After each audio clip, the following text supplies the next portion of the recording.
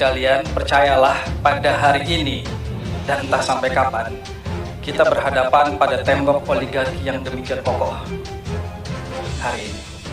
Dan setidaknya ada 7 sebab mengapa oligarki demikian menguasai tanah air kita. Yang pertama, oligarki itu hanya akan tumbuh di satu negara yang tingkat ketimpangannya tinggi. Menurut Jeffrey Winters, ahli oligarki Indonesia, di Athena membutuhkan perbedaan 1/10.000 untuk bisa melahirkan oligarki. Amerika saat ini ada oligarki karena ada ketimpangan 1/20.000 kali lipat. Jeffrey Winters di sekitar tahun 2014, 8 tahun yang lalu, dia mengatakan ketimpangan di Indonesia itu sekitar 463.000 kali lipat. Dan sekarang jumlahnya double, diperkirakan 800.000 kali lipat.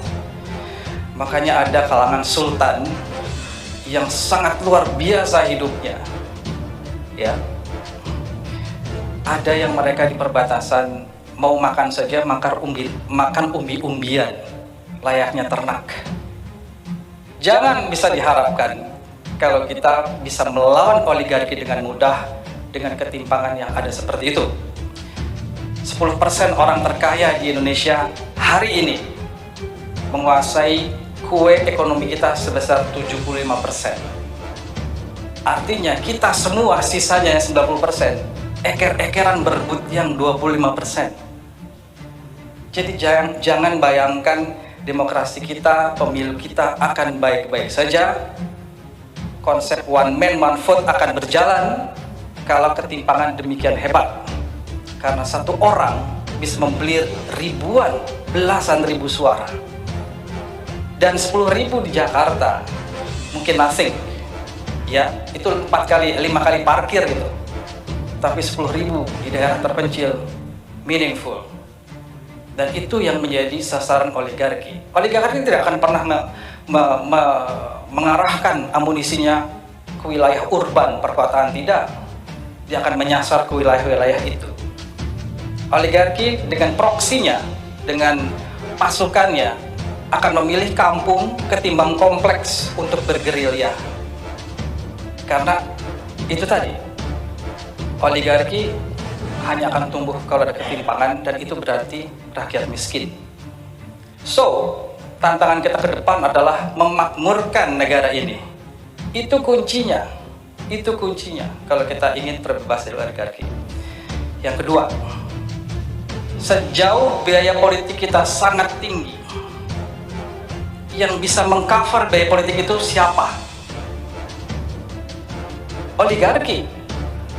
Partai politik pasti akan bergantung, atau siapapun yang ingin maju di dalam kontestasi politik, mengingat demikian mahalnya kehidupan politik, pasti akan, atau bukan pasti, akan sangat wajar kalau bersentuhan dengan investor politik yang namanya oligarki.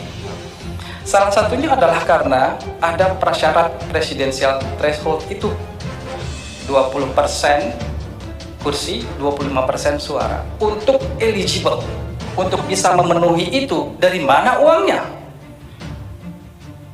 Dia butuh investor. Kajian KPK sudah membuktikan demikian mahalnya kontestasi politik Indonesia, sebetulnya tidak mungkin satu orang itu bisa memenuhi kebutuhan berpolitik kecuali memang digerakkan oleh suatu idealisme dan ideologi yang kuat. Ya, tapi kenyataannya yang ketiga, bahwa partai-partai politik kita pada umumnya masih suka bersentuhan dengan oligarki. Jeffrey Winters, lagi saya kutip, mengatakan bahwa ketika Pak Harto turun di bulan Mei, dia adalah sultannya sultan oligark. Makanya Jeffrey Winters mengatakan model oligark di era Orde Baru adalah model oligark sultanistik. Ketika beliau runtuh, oligark bingung, saya mau menyantap kemana? Tapi oligark cerdas, dia adaptif, dia agile. Dia melihat bahwa aturan yang ada sekarang akan memunculkan partai politik sebagai kekuatan baru yang akan menentukan posisi publik. Oleh karena itu, Pos Soeharto ramai-ramai oligark mendekat ke partai. Karena dia tahu partailah yang secara konstitusional akan mendudukan wakil-wakilnya sebagai wakil rakyat di DPR, di DPRD, di eksekutif level nasional maupun lokal untuk kemudian membuat kebijakan. Dan insting oligarki adalah dia ingin setiap kebijakan yang dibuat itu akan menguntungkan dirinya, minimal tidak mengganggu arus atau perjalanan atau kekuatan ekonominya. Makanya dia mendekat ke partai. Jadi Mei oligark bubar, Agustus banyak partai, ada yang masuk ke situ. Bahkan saat ini ada oligark yang membuat partai politik juga. Disebut oleh Colin Crouch, teoritis politik dari Inggris, sebagai post-democracy party. Ya, intinya adalah partai yang dibentuk oleh oligark. Oligark dulu mungkin posisinya bendahara atau penyandang dana. Dia main proksi, dia taruh orang di DPR. Saat ini mungkin permainannya sudah berbeda. Dia bikin partai, dia terjun langsung di dalam DPR to make sure, untuk memastikan bahwa all the policy making process safe. Oke? Nah, yang berikutnya adalah aturan yang tidak mengharamkan orang untuk bisa menguasai hajat hidup orang banyak dan pada saat bersamaan menjadi political actor. Apa yang terjadi di beberapa daerah yang sumber daya alamnya berlimpah, itu terjadi di mana orang yang menguasai sumber daya alam yang berlimpah itu at the same time dia adalah aktor politik. Sehingga tidak mengherankan kontestasi yang terjadi di daerah-daerah itu adalah kontestasi para oligark. Siapapun yang menang adalah oligark. Karena tidak ada aturan yang melarang itu. Berbeda dengan Ukraina yang punya satu rancangan undang-undang atau sedang diperjuangkan atau mungkin sudah jadi, ya, yang mengharamkan orang-orang yang punya kekuatan ekonomi, kekuatan media, pada saat bersamaan dia menjadi political aktor yang aktif. Karena Zelensky tahu, ya, pimpinan Ukraina sekarang, bahwa kalau itu dibiarkan, ujung-ujungnya pasti oligarki. Di Indonesia belum ada aturan itu. Nah, kemudian hukum menjadi titik lemah. Sekali lagi saya mengutip ahli oligarki Indonesia, Jeffrey Winters.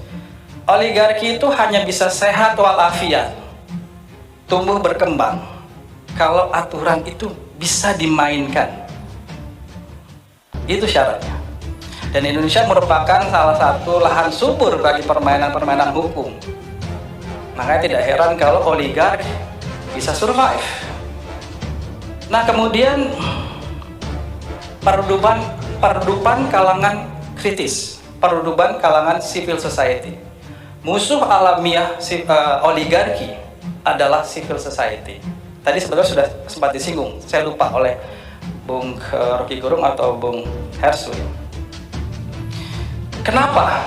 Karena kalau civil society kuat, dia punya prinsip yang namanya self-sufficient. Dia tidak butuh uang, bantuan, sokongan dari oligark. Mereka bisa saling melindungi, mereka bisa saling menyukupi, mereka bisa saling sokong, sehingga dia bisa mengatakan no buat oligark, dan oligark akan frustasi kalau civil society kuat. Makanya civil society itu adalah musuh alamiah dari oligarki. Jadi dia seperti katak musuh alamiah laler gitu, ya. Sayangnya civil society kita kalau tidak terpecah belah, ada yang terserap ke dalam kekuasaan.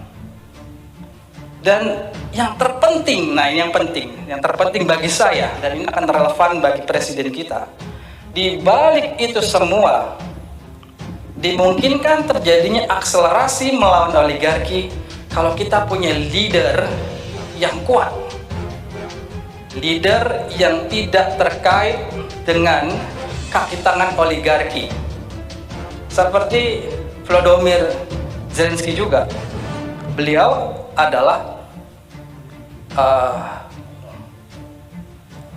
komedian. Ya, dia suka standing comedy. Yang dia main piano itu, main piano dengan sesuatu yang membuat Putin ketawa. Dia ketika maju terbebas dari oligarki, atau minimum sekali peran oligarki. Nah, coba nanti Anda perhatikan siapa kandidat yang betul-betul terbebas dari oligarki. Kalau dia masih terikat dengan oligarki, dia pasti punya kebijakan yang tidak berani melawan oligarki, tidak berani melawan pengusaha besar, tidak berani dengan kekuasaan pusat yang punya mentalitas oligarki. Tapi saya kira Anies punya catatan menarik untuk bisa melawan reklamasi. Itu membuktikan bahwa oligarki nothing buat dia.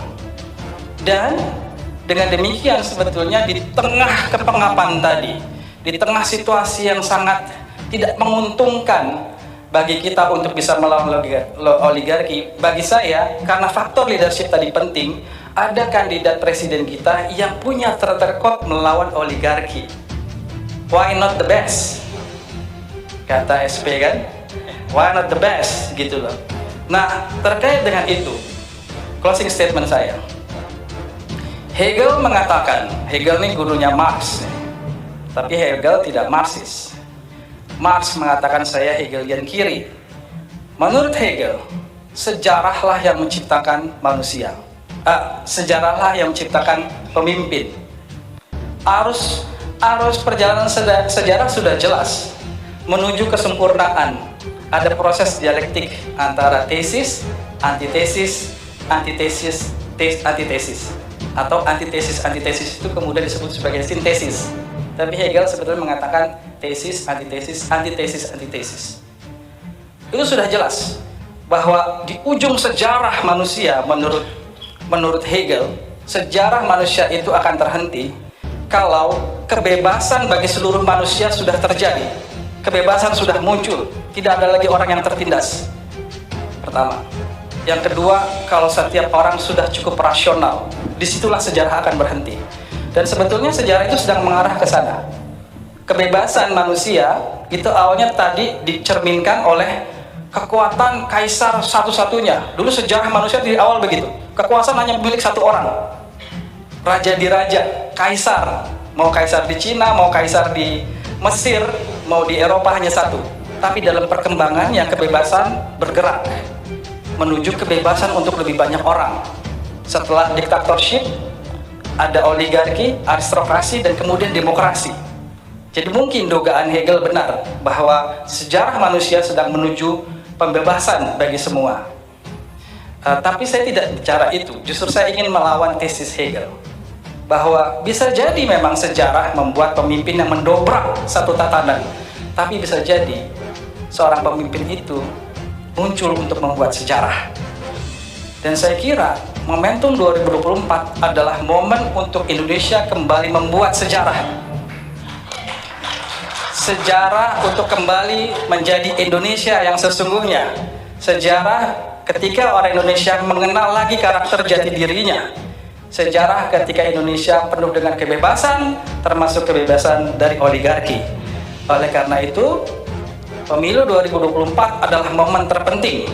Itu adalah momen untuk kita semua membuat sejarah baru, membuat demokrasi bisa tumbuh bersemi kembali di Indonesia dan mematikan akar-akar oligarki. Karena disitulah sejatinya letak Indonesia yang sesungguhnya. Saya kira demikian.